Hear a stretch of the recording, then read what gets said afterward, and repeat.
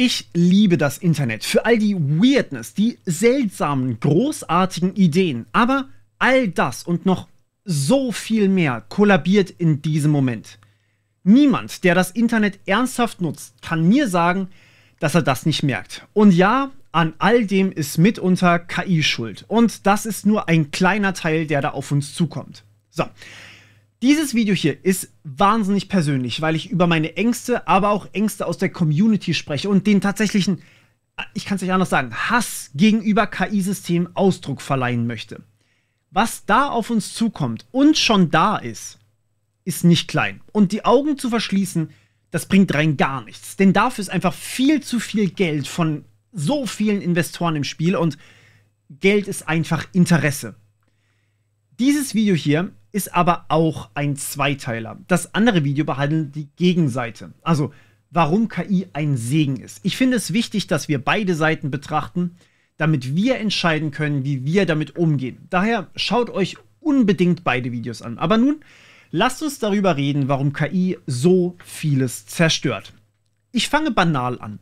Wart ihr in letzter Zeit mal auf Social Media? Ich kann euch zwar versichern, dass ich dieses Skript hier am Morgen des 7. Aprils geschrieben habe, während ich Ed Sheeran höre, was schon weird ist, so als Metal-K-Pop-Head, aber ich habe meine Phasen. Aber woher wisst ihr, dass es so ist? Nach einer neuen Studie hat KI den Turing-Test bestanden. Das könnt ihr euch so vorstellen, eine Person bekommt 2 WhatsApp-Chats, solange sie will, vorgelegt. Einer davon mit einem Menschen, einer mit einer KI. Und diese Person muss sich dann entscheiden, welches von beiden der Mensch ist. Sie darf diese beiden Chats alles fragen, alles mit ihnen machen, alles testen, alles ausprobieren. Tja, und es stellt sich raus, gibt man GPT 4.5 eine Persönlichkeit, die es imitieren soll, dann gewinnt die KI gegen den Menschen und wirkt menschlicher als der Mensch.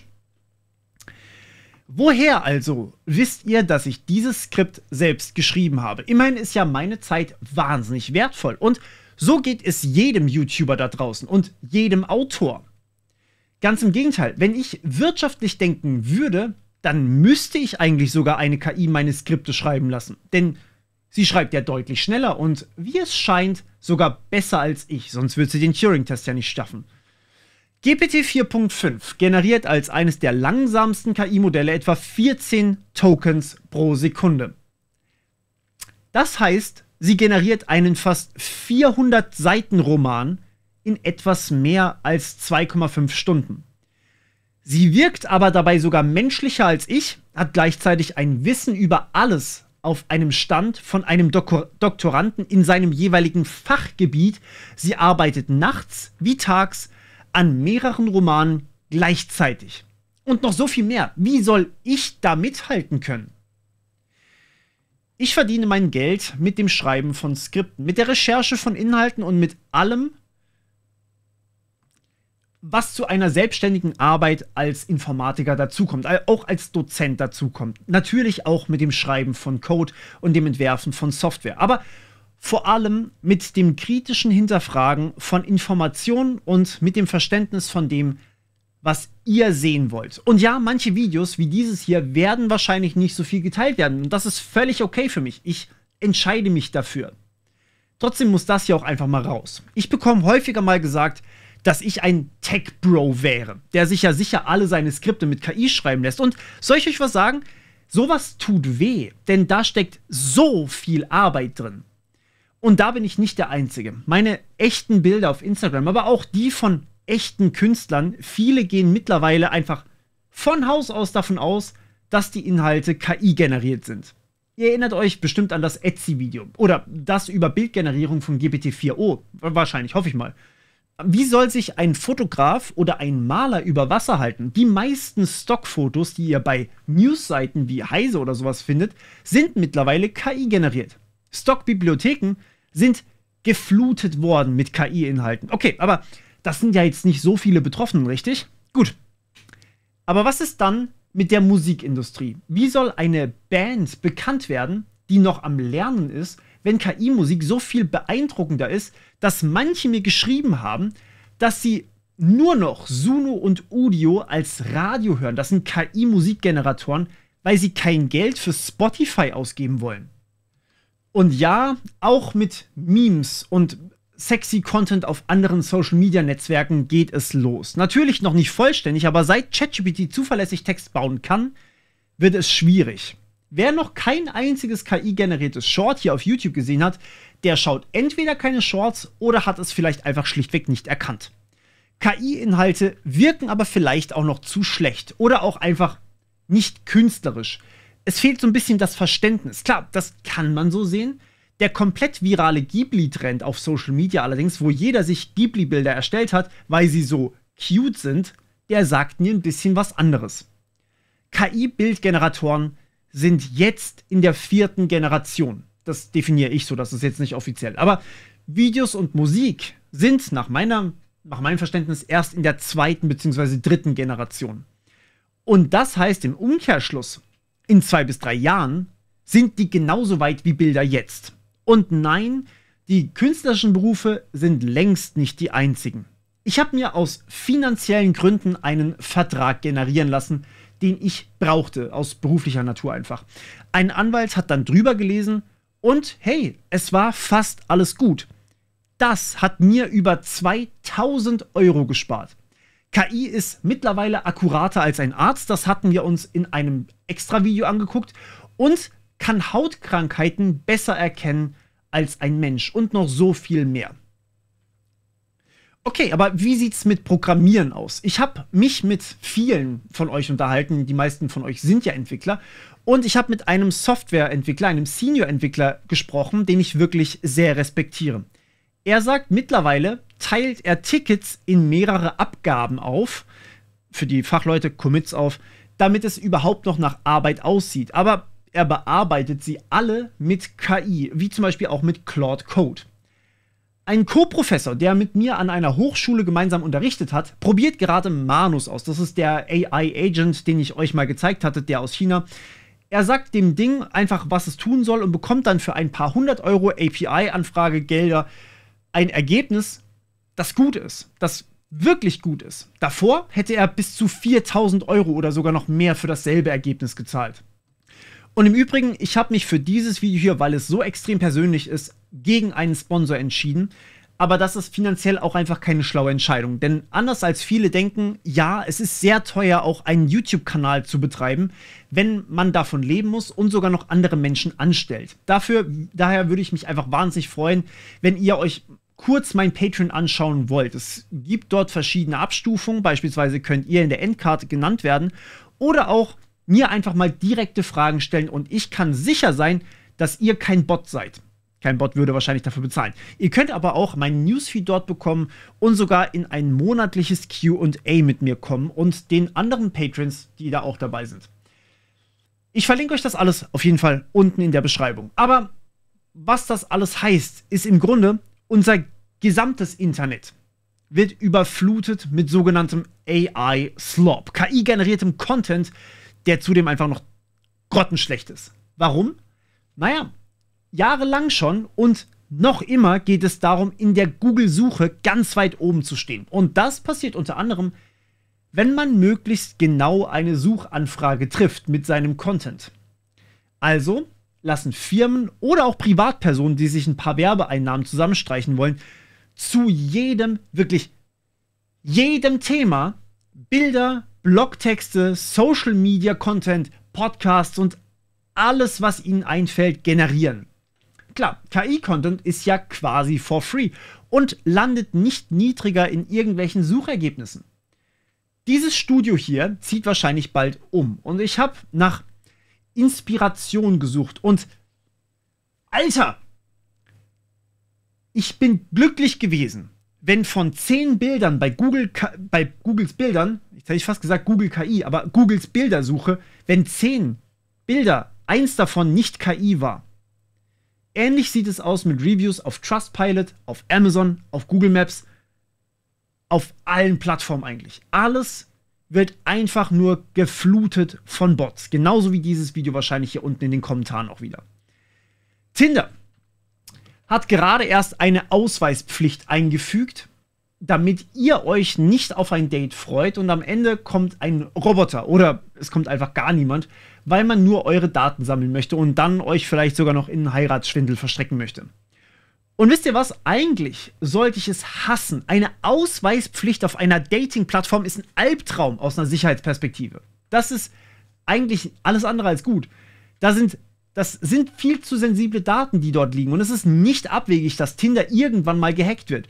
Und auf der anderen Seite, wer garantiert mir eigentlich, dass, wenn ich meinen Ausweis verliere, dass sich dann nicht einfach irgendjemand anders damit registriert? Ich kann ihn ja nicht einfach ungültig machen.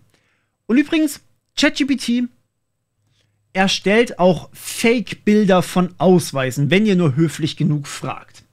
Das wird eine Weile dauern, bis wir damit klarkommen, dass Bilder von Ausweisen jetzt auch einfach schon nicht mehr sicher sind. Aber um auf Tinder zurückzukommen, ich kann es sogar verstehen. Tatsächlich fällt mir kaum eine Möglichkeit ein, diese ganzen Bots, die auch wahrscheinlich wieder unter diesem Video hier kommentiert haben, einzudämmen. Unter jedem Video gibt es auch wieder eine Person, die schreibt, ich bin der erste Nicht-Bot, und das ist traurig. Warum gibt es diese Bots denn eigentlich? Weil sie jemanden verarschen wollen. Indem sie attraktiv aussehen, aka Arsch, aber so tun, als wären sie echte Menschen. Immerhin sind sie freundlich, I guess. Und ja, ich habe mich auch schon darüber aufgeregt. Und ja, ich habe auch schon darüber aufgeklärt in einem extra Video. Aber reicht das? Nein, natürlich nicht.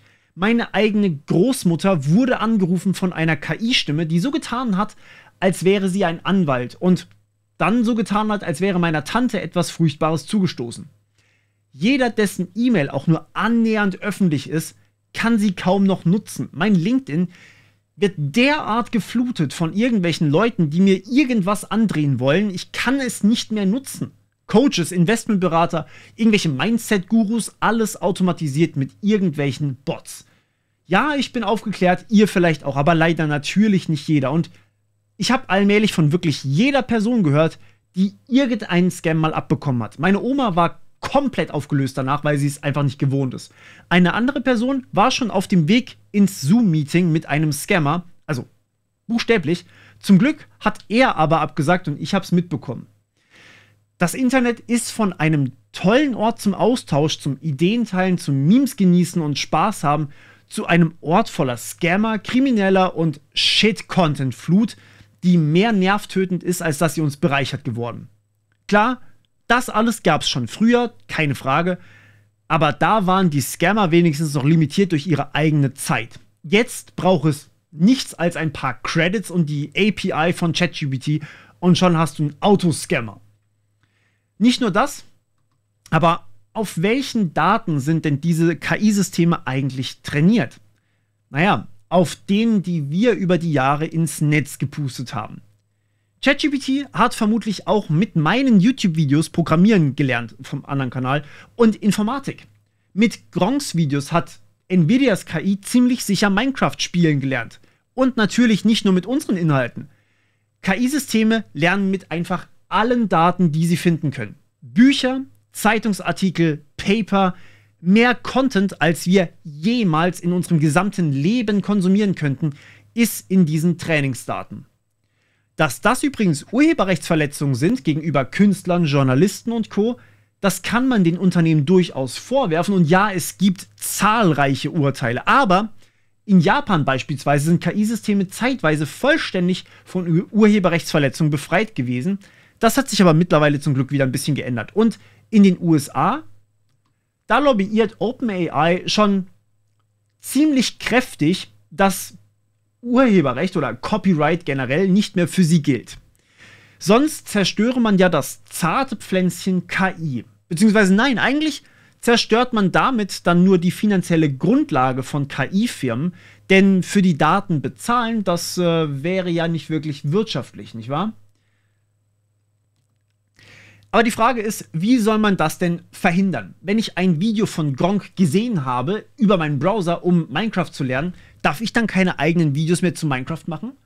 Aber vor allem, welche privaten Daten sind denn da auch ins Training eingeflossen? Denn wenn ihr zu Google geht und sagt, nach DSGVO möchte ich bitte, dass alle Daten über mich gelöscht werden, dann muss Google das eigentlich tun. Aber wenn ihr in den Trainingsdaten einer KI seid, dann seid ihr wie im Gedächtnis einer KI und da kriegt man einzelne Datenpunkte gar nicht mehr raus. Es gibt keine technische Möglichkeit, außer man trainiert natürlich die gesamte KI neu, ohne eure Daten. Und das für jeden zu machen, das wäre viel zu teuer und deswegen nicht machbar. Aber wenn diese Systeme in Sekunden nachproduzieren, was wir über Jahrzehnte erarbeitet haben, wie genau soll da eigentlich ein Mensch mithalten können? Die logische Antwort: gar nicht. Wo ist dann unsere Daseinsberechtigung in einigen Jahren, wenn Google konservativ schätzt, dass wir im Jahr 2030 eine allgemeine künstliche Intelligenz, aka AGI, haben werden? Ich glaube, das ist ein Punkt, den wir noch gar nicht so richtig greifen können. AGI bedeutet, dass die KI-Systeme nicht nur einfach gut Text ausgeben können, sondern dass sie selbstständig planen, selbstständig bauen und selbstständig auch noch durchführen. Alles einfach nur so, ohne dass wir irgendwas machen müssen. Und zwar vollautomatisch. Ihr seid beispielsweise nicht ganz zufrieden mit eurem Browser, hey, dann baut euch einfach einen eigenen, neuen. Wo ist dann die Daseinsberechtigung von Firmen wie Brave oder Opera? Wo ist die Daseinsberechtigung von YouTubern, Autoren, Journalisten, Softwareentwicklern, Informatikern? Ich habe vor kurzem dieses Video von einigen Synchronsprechern gesehen, das ich kurz abspielen möchte. Hallo. Du kennst diese Gesichter mit diesen Stimmen. Aber du kennst nicht die Gesichter hinter den Stimmen. Ich bin Synchronschauspielerin und die deutsche Stimme von Angelina Jolie. Ich bin Synchronschauspieler und die deutsche Stimme von Jason Momoa. Du kennst Melissa McCarthy? Du kennst sie mit meiner Stimme. Ich bin sozusagen ein Teil von Melissa. Und jetzt sollen wir amputiert werden. Ich bin SpongeBob mit all seinen Emotionen. Echten. Keine künstlichen. Wir alle sollen bald eine Computerstimme bekommen. Und dann müsst ihr euch Filme ansehen. Mit künstlichen Stimmen von Robotern. Und diese Roboter wurden mit unseren Stimmen trainiert. Ohne unsere Zustimmung. Auf illegale Weise. Illegal. Illegal. Synchronisierte Filme sind Teil unserer Kultur. Wir schaffen sie tagtäglich. Ihr liebt sie. Also kämpft dafür. Eine Welt, in der der künstlerische Ausdruck durch eine gefühllose Maschine ersetzt wird. Will ich nicht. Wollen wir nicht. Wird es uns allen so geben? Ich werde dazu natürlich noch weitere Videos erstellen und am Ball bleiben, aber einige Berufszweige sind jetzt schon betroffen. Das sind meistens die, die eben selbstständig sind, die sich um sich selber kümmern müssen. Lieber ins Handwerk? Nun gut, aber was ist eigentlich dann mit Robotern? Wir gehen gerade mit wahnsinnigen Schritten auf autonome, humanoide Roboter zu, die sich nach Sci-Fi anhören, aber schon bald in Massenproduktion auf den Markt gehen sollen. Humanoide Roboter werden öfters als Physical AI bezeichnet, also KI mit Körper, wenn ihr so wollt. Und humanoid ist es dann schon eigentlich eine Physical AGI, also autonome, allgemeine künstliche Intelligenz, die halt auch in einem Roboter rumlaufen kann. Das heißt, ein Roboter, der nicht nur die Spülmaschine ausräumt, sondern genauso Dachdecker und Maurer ist. Und ja, BMW hat schon so einen humanoiden Roboter, der für sie arbeitet. Der kann zwar noch nicht alles akkurat, aber man kann ihm Tätigkeiten beibringen. Und der CEO von Nvidia sagt, dass es keine 5 Jahre mehr geht, bis wir humanoide Roboter in Massenproduktion bekommen. Vor 5 Jahren hatten wir noch nicht mal ChatGPT und heute haben wir es auf einem Level, das besser programmieren kann als viele, die in diesem Feld arbeiten. Da stellt sich eine ganz fundamentale Frage. Wer bezahlt eigentlich den Kaffee am Morgen, wenn die Arbeit, die wir heute leisten, von einer KI übernommen werden kann? Wenn KI eine Fabrik für Wissen ist, was ist unser Wissen dann tatsächlich noch wert? Natürlich, und das muss ich hier klar sagen, das sind zu einem Großteil Zukunftsszenarien. Wir wissen nicht, ob das so passiert. 5 Jahre sind lang und auch der Nvidia-CEO labert manchmal. Und natürlich geht es um seine Aktienkurse. Aber es kann sich in sehr viele Richtungen ändern. Und die haben wir einfach in der Hand. Wer weiß, ob es so weitergeht wie bisher. Forscher sind sich zwar einig, dass heutige Transformer-Systeme, also die Architektur der KI, die bei ChatGPT und Co. zum Einsatz kommt, nicht zur AGI führen wird. Multimodale Modelle hingegen, speziell Video Language Models statt Large Language Models, könnten aber durchaus auch nochmal einen gewissen Sprung geben. Aber selbst aktuell spüren wir diese Auswirkungen schon. Vertrauen in Bilder auf Social Media ist bei mir komplett weg, genauso wie das Vertrauen in irgendwelche Bilder vor Gericht. Und auch jetzt sehen wir massenhafte Entlassungen und Einstellungsstopps schon. Wird uns dann ein Bürgergeld retten? Naja, nur wenn es noch genug Firmen gibt, die uns das bezahlen können. Und da kommen wir zum nächsten kritischen Punkt. Europa hat kaum eigene KI-Player, die dieses gigantische Spiel der AGI einfach mitspielen. Das ist nämlich derart teuer, dass man es sich kaum leisten kann, ohne massenhafte Investoren. OpenAI hat gerade 40 Milliarden an Investments angelockt. Klar, das ist wenig, wenn wir an die 1000 Milliarden Schulden von Deutschland denken, aber OpenAI alleine hat damit einen Wert von etwa 300 Milliarden. Bau das auf. Wen gibt's denn in Europa? Eigentlich nur Mistral so richtig. Google, OpenAI, Anthropic, Amazon, Facebook, Nvidia, die sitzen alle in den USA. Und DeepSeek und Alibaba, die sitzen in China. Und die werden allesamt vermutlich nicht gerade viele Finger rühren, wenn unsere Jobs und Firmen wegfallen.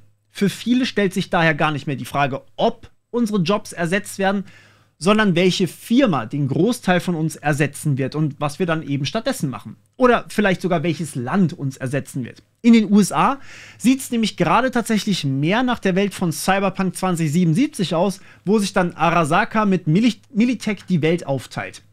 Und das ist eigentlich ein sehr spannender Übergang. Denn wusstet ihr beispielsweise, dass im Aufsichtsrat von OpenAI der ehemalige Chef der NSA drin sitzt? Und gemäß Foreign Intelligence Surveillance Act Section 702 sind US-Firmen dazu verpflichtet, den US-Behörden weitreichenden Zugriff auf alle Daten zu geben, die sie haben. Und dieser Act wurde unter der Biden-Administration noch verlängert und gilt speziell auch auf Daten aus dem Ausland. Demgegenüber steht natürlich die DSGVO, die das eigentlich verbietet. Aber wenn ihr eine amerikanische Firma seid, wem würdet ihr eigentlich eher gehorchen? Lokalen Gesetzen aus irgendeinem anderen Land oder dem von euch? Sprich, den US-Gesetzen. Jetzt kenne ich sehr viele von euch, die tatsächlich ziemlich intime Dinge mit ChatGPT oder Claude oder Gemini besprochen haben. Es gab sogar einen ganzen TikTok-Trend dazu und mit einer US-Regierung, die zunehmend als autoritär oder schlimmer bezeichnet wird, ist das ziemlich unangenehm, dass die da einfach so drauf zugreifen dürfen. Denn, naja, Fotos sind von den meisten von uns ja mittlerweile im Internet. Unsere Accounts sind mittlerweile miteinander verknüpft. Google und OpenAI, Amazon und Google, Namen, sensible Details, Ausweise, Interessen, das ist alles verknüpft und einfach da. Das ist der feuchte Traum einer jeden Autokratie und selbst George Orwell wäre entsetzt gewesen. Das ist nicht 1984, das ist schlimmer. Denn ChatGPT ist empathischer als Menschen. Das heißt, es versteht menschliche Gefühle besser als andere Menschen. Dementsprechend ist es auch besser darin, unsere Gefühle in eine Richtung zu lenken als andere Menschen. Was ich irgendwie beängstigend finde, denn beispielsweise DeepSeek, der chinesischen KI, wurde nachgesagt, dass die Antworten chinesische Propaganda enthielten. Teilweise subtil, teilweise offensiv. Und ja, genau das hatten wir uns auf dem Kanal angesehen. Wenn ein Unternehmen oder ein ganzes Land ein gewisses Narrativ erzählen möchte über eine KI, der wir unsere intimsten Geheimnisse erzählen, dann wäre es ein leichtes, uns dieses Narrativ unterzujubeln. Da lassen sich dann große Wählermassen und sogar die Meinung der Gesamtbevölkerung ganz solide in eine gewisse Richtung lenken. Wir wissen ja jetzt schon nicht mehr, was eigentlich wahr ist und was nicht. Viele vertrauen den Aussagen einer KI mittlerweile mehr als denen eines Menschen. Klar, kann sein, dass du da nicht drunter zählst, aber prüfst du wirklich jeden Fakt einmal nach, bevor du ihn übernimmst? Sicher? Wie denn eigentlich? Mit KI-generierten Blogposts von einem Unternehmen, das dich möglichst lange auf ihrer Website halten will? Woher weißt du denn, ob eine Information nicht KI generiert ist? Genau das können wir ja nicht mehr. Das hatten wir uns eingangs über diese Studie mit dem Turing-Test angeschaut. Und ja, selbst wenn du die Forschungspaper selbst liest, hast du keine Garantie mehr, schon heute, dass es nicht vielleicht doch von einer KI geschrieben wurde. Denn ja, es gibt zum Beispiel die japanische KI Sakana, die schon heute ein vollständig veröffentlichtes und übrigens peer-reviewtes Paper erzeugt hat, vollständig alleine, ohne Mensch. Und die ganzen Menschen, die einfach KI benutzen, sind da noch nicht mal reingerechnet. Aber leider ist auch das noch nicht alles. Denn auch wenn Firmen wie OpenAI und Google sich sehr lange militärischen Anwendungen von KI gesperrt haben, hat sich auch das geändert. In OpenAIs AGB stand lange ein Verbot für die Nutzung von Waffenentwicklung oder militärischen Anwendungen. Am 4. Dezember haben sie das entfernt und eine Partnerschaft mit Anduril angekündigt. Anduril ist Hersteller von KI-gestützten Drohnen, Radarsystemen und Raketen, die in den USA speziell für Kriegsfälle eingesetzt werden. Und das ist leider nur ein Aspekt. Auch Google hat die Einschränkungen mittlerweile entfernt und erweitert die Zusammenarbeit mit der Verteidigungsindustrie, auch wenn die eigenen Mitarbeiter dagegen sind.